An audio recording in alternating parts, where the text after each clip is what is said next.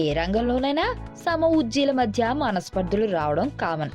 సినీ రంగంలో ఈ వ్యవహారానికి ఇంకాస్త ప్రచారం ఉంటది. పాయింట్లకు వస్తే సింగర్ సునీత, ఉష మధ్య కూడా ఎన్నో ఈగో క్లాష్లు ఉన్నాయి అని ప్రచారం జరిగింది. ఇద్దరికి ఎక్కడో చెడిందని, దీంతో మాట్లాడుకోవడం మానేశారని వార్తలొచ్చాయి. ఇప్పుడు ఇదే విషయాన్ని ఉష దగ్గర ప్రస్తావిస్తే అలాంటిది ఏమీ లేదని చెప్పుకొచ్చింది. సునీతకు నాకు ఏవో గొడవలున్నాయన్న వార్తలు వచ్చాయి. ఈ వార్తలు నేను విన్నాను, చదివాను. అయితే అవన్నీ కల్పితాలే, అపోహలు మాత్రమే.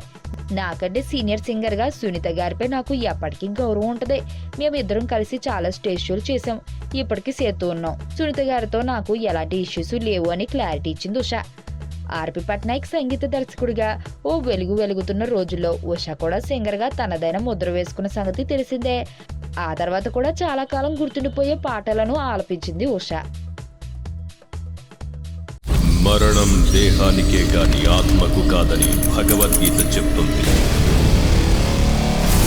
మనిషి బరువెంతున్న మరణానంతరం 21 గ్రాములు తగ్గుతుందని సైన్స్ చెబుతుంది. అంటే ఆ 21 గ్రామ్స్ బరువు